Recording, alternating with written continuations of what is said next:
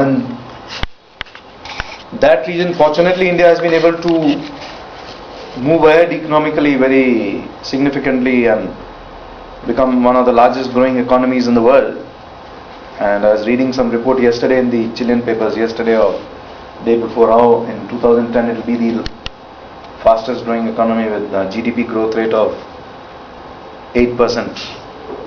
And this year it will be the second largest growing economy with GDP growth rate of, I think, 5.6%. Is that correct? Yeah. So it's one of the countries which is still trying to work out its problems, internal poverty problems, mostly developmental problems, and at the same time move ahead globally. Southeast Asia and India, this is something which requires a separate lecture by itself. I will not get into the details of it at this point of time, because it is, I worked a lot on this issue of India and Southeast Asia and India and South Asia. So if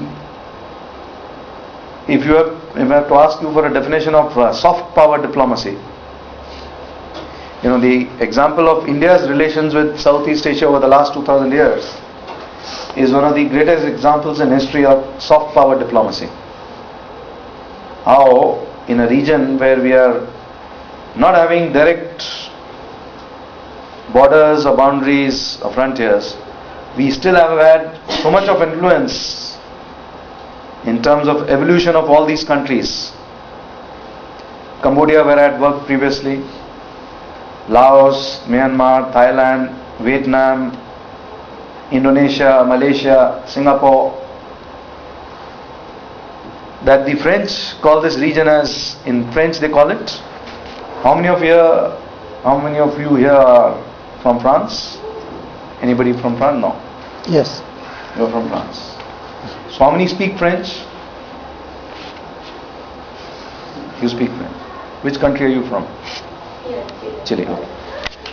So the French call this region as Land d'Outre-mer. Can you translate that? Outre-mer, Sí. région d'Outre-mer. Land d'Outre-mer. El país de ultramar. Terre d'Outre-mer. Land. The India of the outer seas. L apostrophe and. What did we call India in French? And. L'Inde d'Outre-mer. Okay. Now you translate. De ultramar. De ultramar. Yes. So they called it as India beyond India. The links were so strong when they reached there, the French. They saw this historical evolution of these countries, and that's why I'm saying that deserves a separate session by itself. But I don't know how much interest would be there in a Latin American context. I'm sure there's lots of interest that will tear apart in the question time. Right. Okay. So we have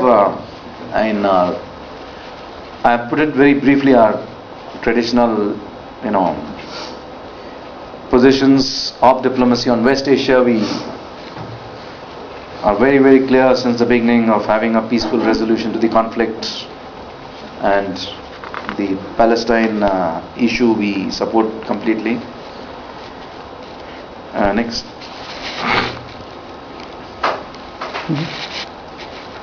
With Latin America, it was an area very far from India, so it was one of the areas which didn't have too much of importance traditionally. Now we have tried to focus much more on Latin America in the last decade or so, I would say, since 1998, when they started off on a policy called Focus LAC, Latin America and Caribbean in India. So much more trade, much more political interactions, much more visits, much more exchanges. We have the IPSA, for example, India, Brazil, South Africa, and we have a large number of other platforms now for more intensive interactions with Latin America. Africa, we have had traditional relations which again go back for a long time. So those are being renewed, those are being nurtured, fostered, renewed.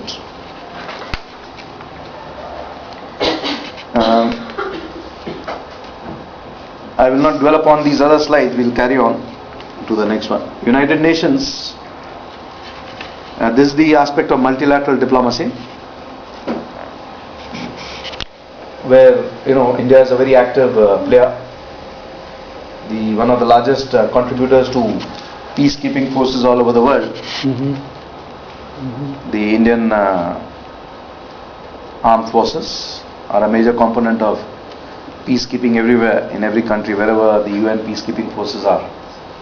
Either it's number 1 or number 2, rarely is it number 3 in terms of man, material support. And in various other ways we have been actively involved with this multilateral efforts right from the beginning, right from its inception. So I'll stop here now because I think my time is over. Yeah, Yes. thank you so much. Well, you will see that in the work of the students, they will present their projects, and they have the question. How is the process? How are the structures of the foreign policies? Of course, it is really important to know about the goals and the issues. For example, we see very clear the structure of the foreign policy of India through your presentations, but it comes the question, how you decide, how is the decision-taking process to have these goals? How is the role of the function of the parliament, the function of the executive power, or maybe other actors like the media, the civil society? Maybe it could be very interesting to understand better. Sure. Yeah. Now, Professor Patricia has raised a very important point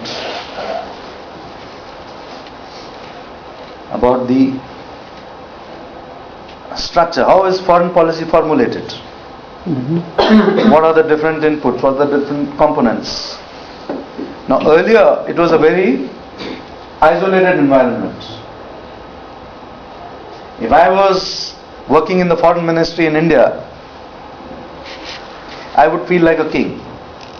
We were called the Foreign Office Mandarins, even in the Indian media. Because the world outside my office, outside the South Block, outside our very impressive building, unfortunately we don't have a photograph of our head office, but it would be there on the internet. It's called South Block.